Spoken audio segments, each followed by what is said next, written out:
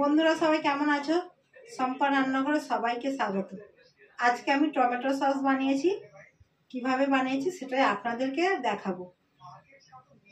আপনারা সব সময় তো দোকান থেকে কিনে টমেটো সস খেয়েছেন, একবার বাড়িতে বানিয়ে খাবেন, কোনো ঝামেলা ছাড়াই টমেটো সসটা বানিয়ে ফেলতে পারবেন। টমেটো সস বানাবো, তার জন্য 1 কেজি টমেটো নিয়েছি। এবার টমেটোগুলোকে ভালো করে জল দিয়ে ধুয়ে নিচ্ছি। টমেটোগুলোর গোটাগুলো এইভাবে ছাড়িয়ে নিচ্ছি। টমেটোগুলো ভালো করে ঘষে ঘষে ধুয়ে নিচ্ছি। টমেটোগুলো ভালো করে ঘষে ধুয়ে নিয়েছি, এবার তুলে নিচ্ছি।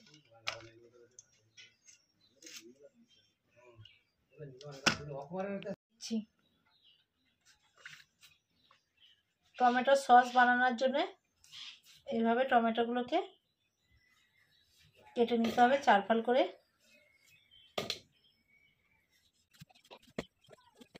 বসিয়ে দিয়েছি, টমেটো কাটা হয়ে গেছে, কড়াতে দিয়ে দিচ্ছি।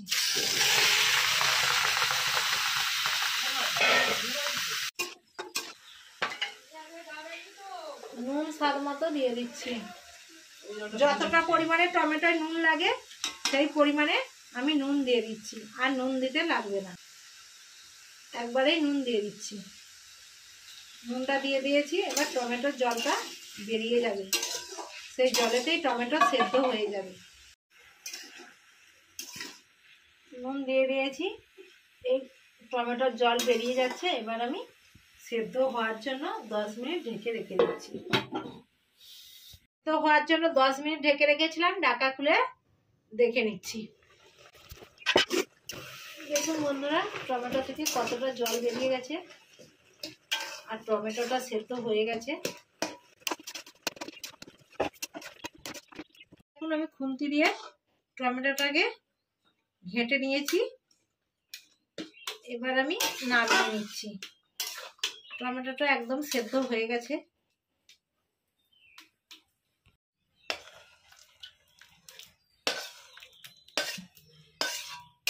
ছাঁকনির সাহায্যে টমেটোটা ছেঁকে নিচ্ছি।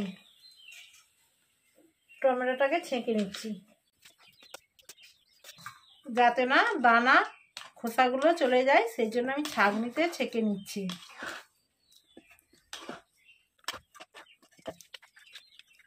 ভালো করে ছেঁকে নিয়েছি, সব দানা আর খোসাগুলো ছাঁকনির মধ্যে রয়ে গেছে। কোনাটাকে পরিষ্কার করে ধুয়ে নিয়েছি। এবার আমি টমেটোর কাঁচরা দিয়ে দিচ্ছি।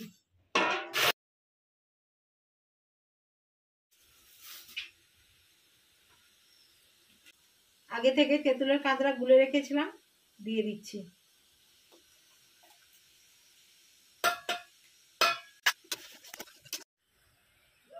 আমি এই টমেটো সসের জন্য হাফ বাটি পরিমাণে চিনি দিয়ে দিচ্ছি। 1 চা চামচ পরিমাণে আমি বিট লবণ দিয়ে দিচ্ছি।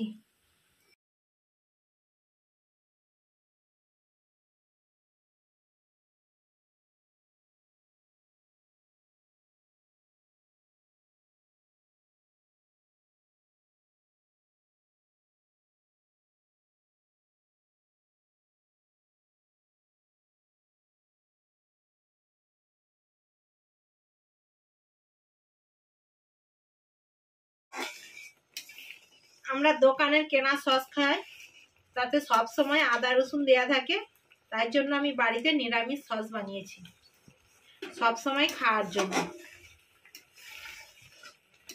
নিরামিষ দিনে বা আমিষের দিনে সব সময়ের জন্য আমি নিরামিষ সস বানিয়েছি, কারণ দোকান থেকে কিনে এনে সব সময় খাওয়া হয়, তাতে আদা রসুন মিশিয়ে তারা তৈরি করে।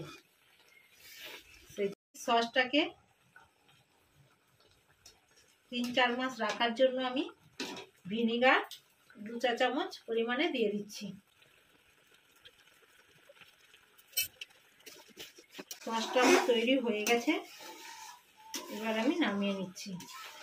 নিয়েছি, দেখুন বন্ধুরা, একটুকু গড়িয়ে যায়নি, তাহলে ভেবে নিতে হবে সসটা হয়ে গেছে।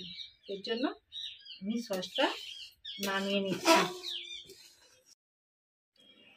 টমেটো সসটা হয়ে গেছে, এবার আমি নামিয়ে নিচ্ছি।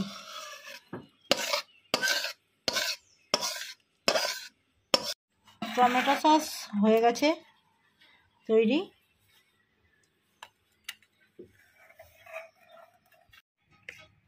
টমেটো সসটা ঠান্ডা হয়ে গেছে, আমি বোতলের মধ্যে ভরে নিচ্ছি।